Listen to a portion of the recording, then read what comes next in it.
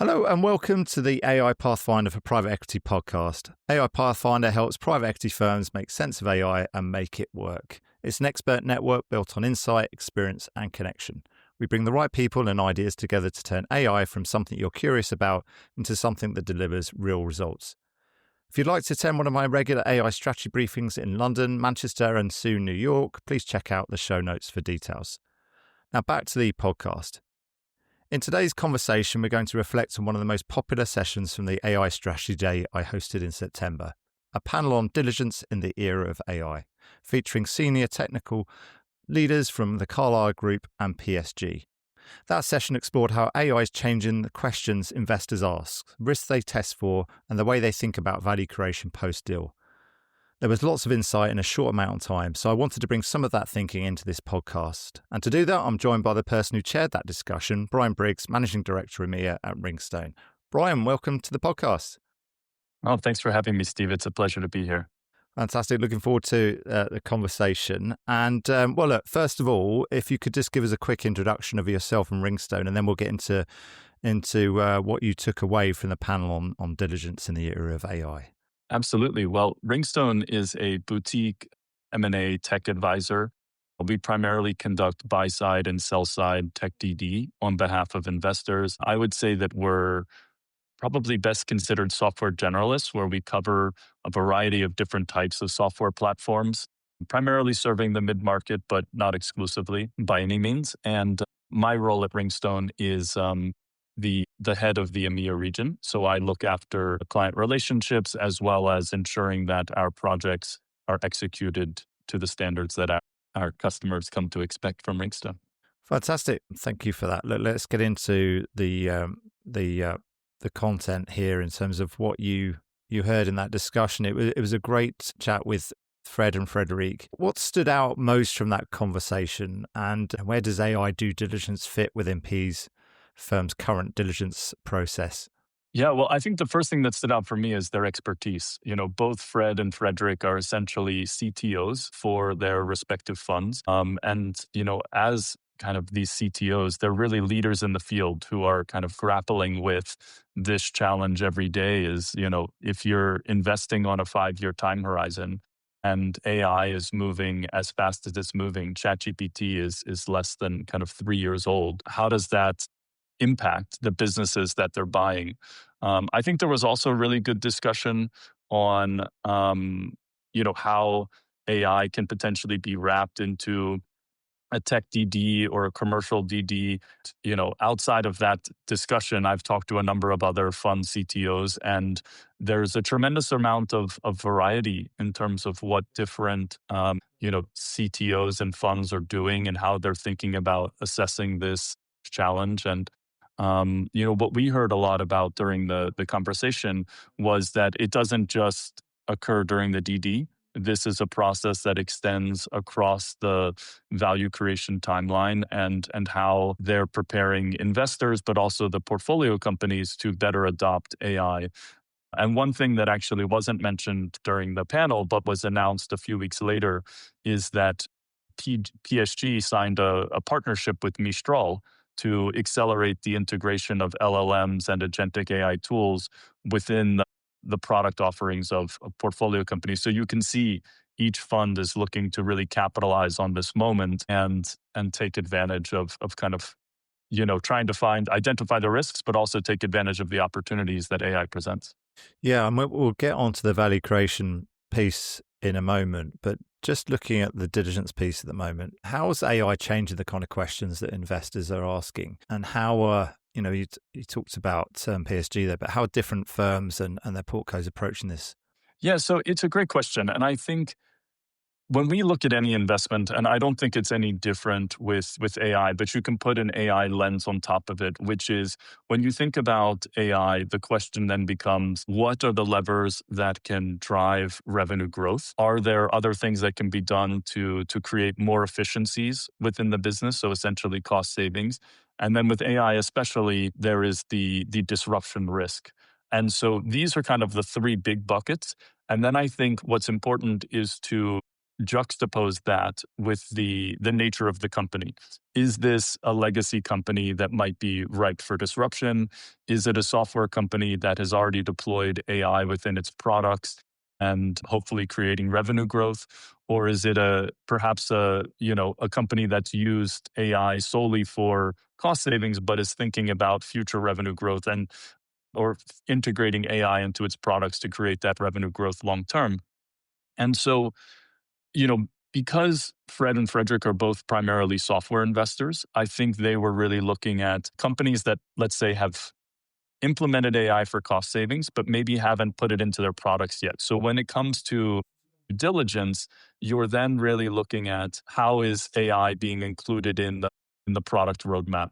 How is the data and the data architecture structured today? Is the data proprietary that could potentially create a defensible moat? The capabilities and the depth of the engineering and R&D teams when it comes to machine learning, LLMs, ultimately wanting to really understand the depth of the R&D function. In some cases, if you have more mature AI businesses, you then have to go even deeper and really start to look at, well, what are they actually using under the hood?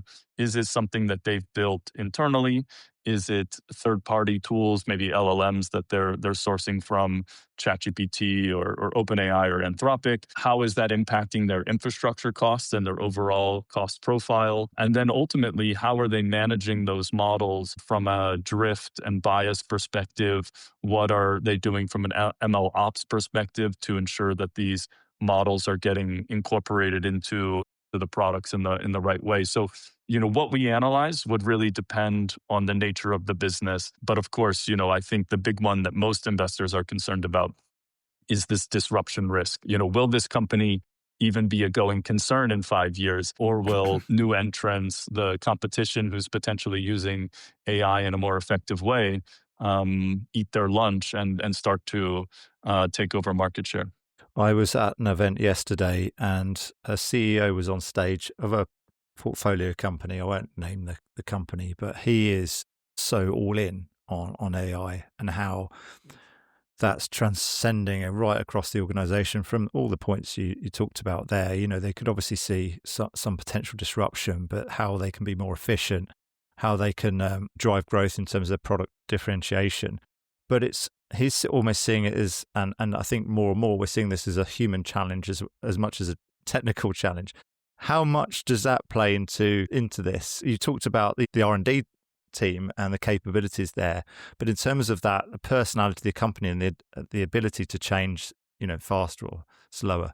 Absolutely. I mean, I think it starts from the top, first of all, so having an executive team that is bought in to AI is immensely critical in the success of deploying AI, because it really touches every piece of the company if done properly. And I do believe that companies that have strong engineers, that have strong teams that are kind of agile and data driven, are likely those that are more likely going to capitalize on this new wave of innovation, because it's already kind of built into their DNA. So even if they don't necessarily have or didn't have AI skills 2 years ago, they would have started testing it out. They would have started running experiments. But you're absolutely right that it's a human question, because there's a massive amount of change management that goes along with this. And one of the things that I found in a previous role was that where companies struggled when deploying automation, sometimes this automation was speckled in with AI, was how do they actually change the way that they operate more writ large? How do they then provision different accounts and different structures and kind of convince the operations team that maybe they should be serving customers differently? And then with this power, what else could they do on top of that? And so kind of changing the mindset, which really does start from the top, I think is absolutely critical in achieving good results, positive results from this new technology. We'll dig into in a moment to perhaps what that sort of new framework can look like. But just to, for a moment, just look talking about the disruption. That's something you look at, AI disruption risk.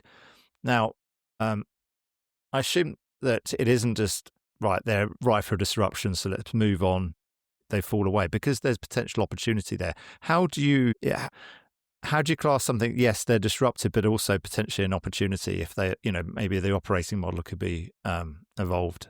Well, 100%. I do think with any disruption, there and AI will create significant disruption. I don't think I'm going out on a limb in saying that, but with any disruption, there are winners and losers, and we know that certain business models or areas are really ripe for change. When I think about software development shops that kind of sell essentially people by day rates, and now you can do a lot of coding with AI, their business model is going to change drastically. But it doesn't mean that all software development shops are in trouble. There are those that have building very custom projects over 3-5 year time horizons.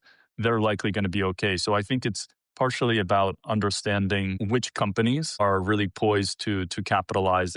And with that, I do come back to those companies that have proven the ability to adopt other technologies, Hmm. potentially finding proxies for AI.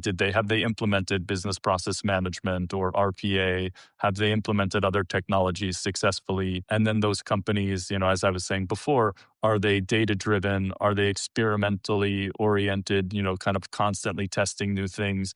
And if so, I think that they're much more likely to succeed and be able to capitalize on some of these opportunities, because many companies are trying to find their way, if you will. And those that are kind of finding opportunities to deploy AI to either save money on their bottom line or to increase revenue on the top line, I think will ultimately be an advantage. But it starts with experimentation and not just kind of buzzwords around the organization. Yeah. Okay. Yeah. That's really interesting points. Let's move on to a framework. If you are, and I'm sure you have some sort of framework that you look at companies. What's in there now that wasn't in there 2 years ago? Yeah, it's a great question. So I think when you're analyzing a company, typically the way that we operate at Ringstone is we have a number of different functional areas. And so those functional areas are things like the company's product strategy and roadmap, their software or kind of platform architecture, their hosting infrastructure, their SDLC processes, their cybersecurity approach, professional services and implementation, if they have it. And so these functional areas, I think, generally are still the same. But what you see is that AI can essentially be threaded across. One of the functional areas I didn't mention was the organization and the team. But naturally, now when we look at the organization and the team, what we might not have checked for 2 years ago was the number of PhDs, the number of machine learning experts. We were always going to be looking at attrition and the depth of the team. Same thing when it comes to product roadmap. How much of the product roadmap is focused on new features versus technical debt? Something we looked at 2 years ago. But now it's looking at those new features and saying, well, how much of that is actually focused on AI and kind of revenue generation opportunities? We're going to be looking at when it comes to architecture and code, not just the software architecture, but very much how the data is structured. Is it structured in a way that one could actually capitalize on the data that they have to potentially apply machine learning or AI on top of it? And, this will kind of come back to what type of company are we looking at and what is the investor's thesis. So if we're looking at a very forward leaning AI type company, then there could be a whole functional area just focused on artificial intelligence. And in those cases, we would get into some of the items like ML ops and managing model bias, managing model drift, how the models are created, how ultimately they're being tracked, throughout their deployment life cycles. So we'll kind of go much deeper depending on the nature of the company that we're assessing. Is there anything that the deal team should be preparing in advance that they weren't 2 years ago? How could they be most prepared to work with yourselves, but be in a better position to make the right decision? So I think it's a great question. And this comes back to almost this idea that you asked about at the top. is there a such thing as kind of AI due diligence, right? Some firms are structuring this as part of commercial due diligence, right? What is the level of disruption risk? What are competitors doing? Kind of the classic things, looking at market sizing and things that you can do almost from an outside in perspective while really having a strong understanding of the market. Oftentimes, what we see is that this commercial due diligence is conducted prior to a tech due diligence. Tech due diligence, naturally comes a little bit later in the cycle once there's high confidence in the target, and especially if the technology is critical to the thesis, you may get involved at auction stage. But I think one of the things that investors should be thinking about is how do they marry the two, because naturally you can have, as we were just talking about, a significant number of AI questions on the checklist. And your tech DD advisors are probably going to be a little bit more savvy when it comes to the technologies under the hood and be able to advise on that. But that shouldn't discount what you learn from the commercial advisors. And I think pairing these things together in some cases actually an AI due diligence, but in other cases really just having different advisors work together to connect the dots and to fill in the white space between what you're hearing on the commercial side, what you're hearing from the company, and then ultimately what you're seeing under the hood when looking at the tech landscape. Yeah, that suggests that they are separate at the moment in some cases. And again, the conversation yesterday I was hearing was that AI it's like the first thing on the agenda in an investment committee, but it's easy to get distracted and for it to be separate from those other perspectives.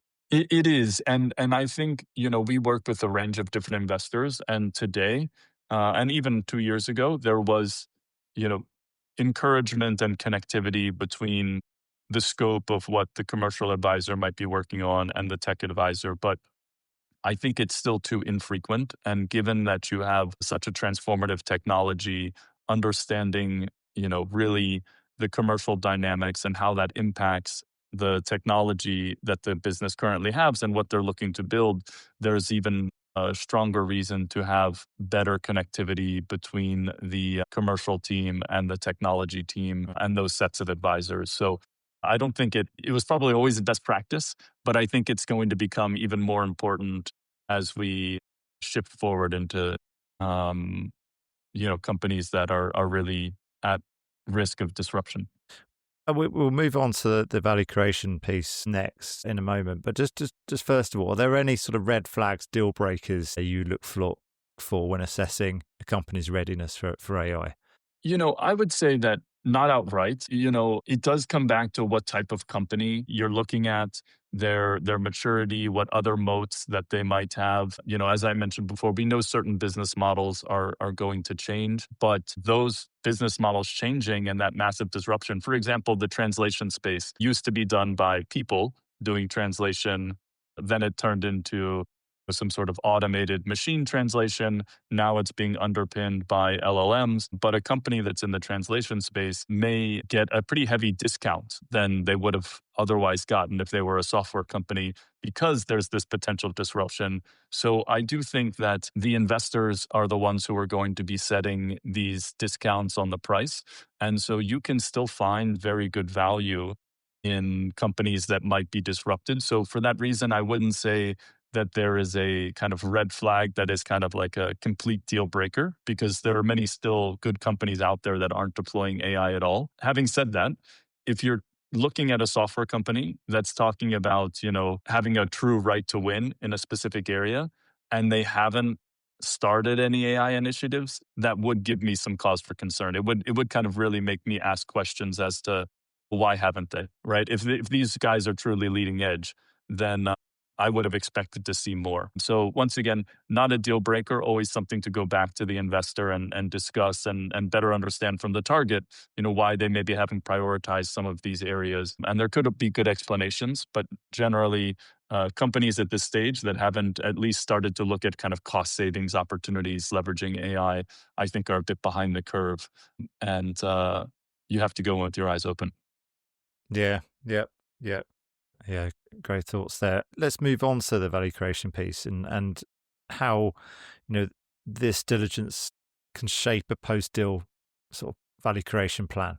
So I think, what we always try to do is when we're conducting a diligence, to define key initiatives that the company should potentially adopt, within the first, there's kind of usually a 100-day plan, then kind of a 6 month to 1 year plan, and then a maybe 3 year plan. So kind of what are those things that the company really needs to do, after being acquired, whether that's hiring certain personnel, whether that's getting their security posture in better shape. Maybe it's starting to think through this kind of AI value creation plan, and kind of either bringing in external or kind of working internally to define what those different opportunities are to build into the product roadmap. So, it really oftentimes, I think, having worked with private equity for a couple of years now, there's very strict timelines in terms of developing and executing on their value creation plans, and so they want to hit the ground running, and that really starts with the diligence and testing their hypotheses during the diligence as to what they might want to achieve, and then getting into execution mode, just after the deal has been signed and closed.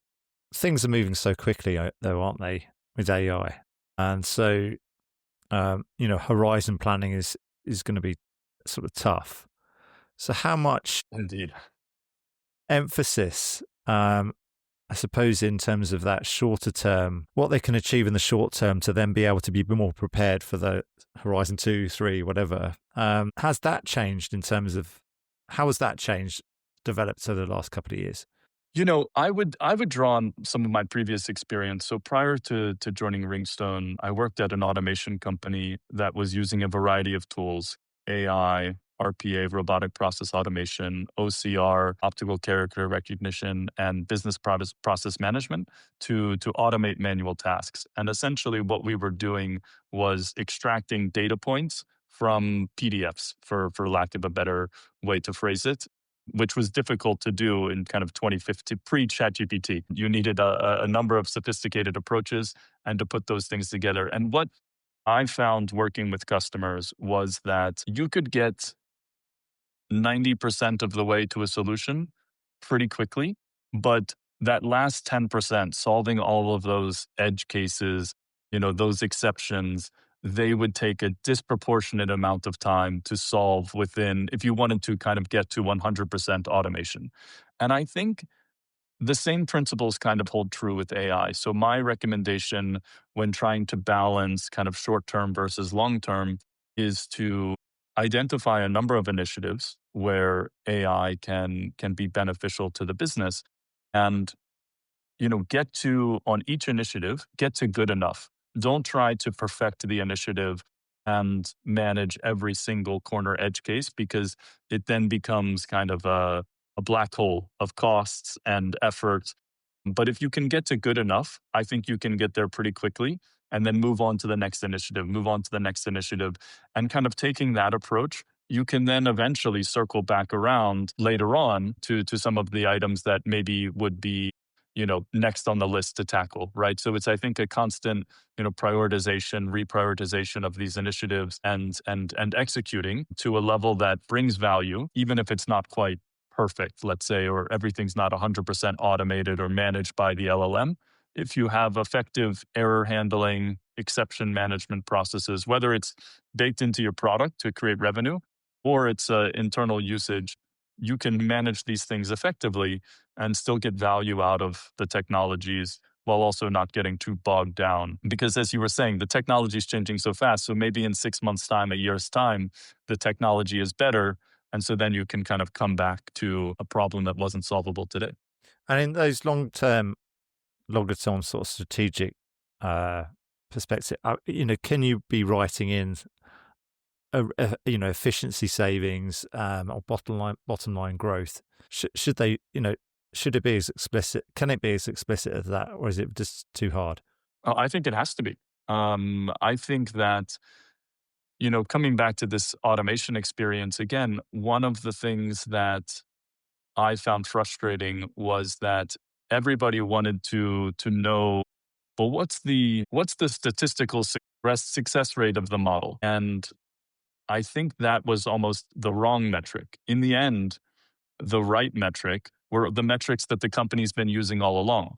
Number of customers served in a day, number of documents processed, number of SLAs, met or broken, the, feedback loop time, whatever the top line growth, the bottom line costs.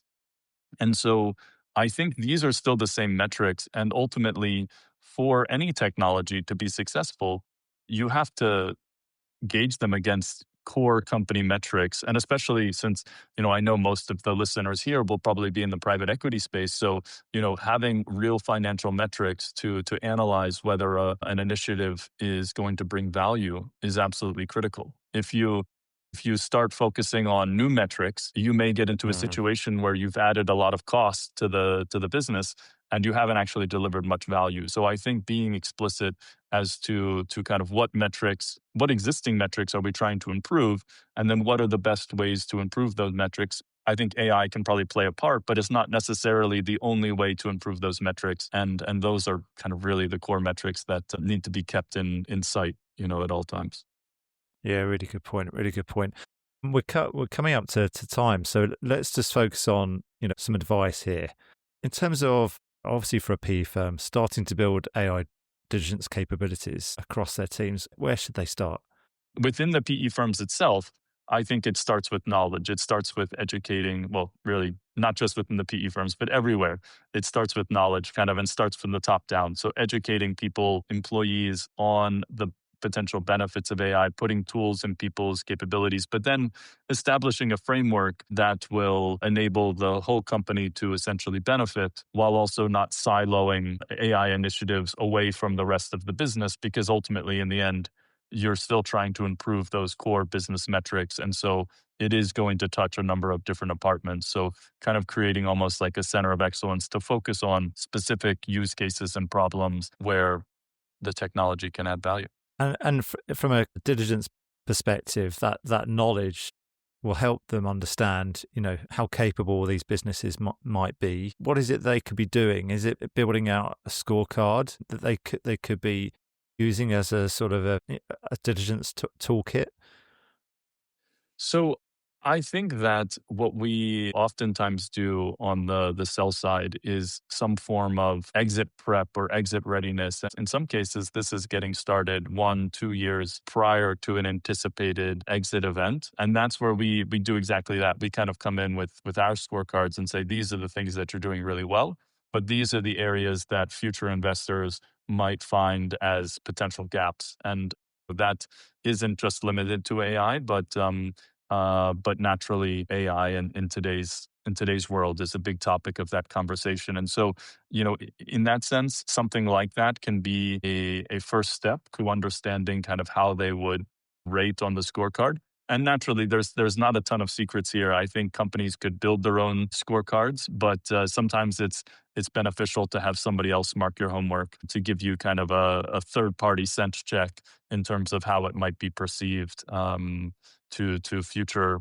investors or buyers. Brian, that's been really, really insightful talking to you this morning on this. So thank you so much for joining me and reflecting on a great session as well that we had in September. No, it's been a pleasure. Thank you for having me, and thanks for setting up this network. I think it's a really useful conversation that everybody's been having, but bringing everybody together to have it together makes a big difference. Yeah, absolutely. Well, look, for the listeners, if you'd like to get in touch with Ringstone, obviously we'll put the website in the show notes as well as your LinkedIn as well, Brian. That's it for another episode of AI Pathfinder for Private Equity. Thank you for listening, and we'll see you next time.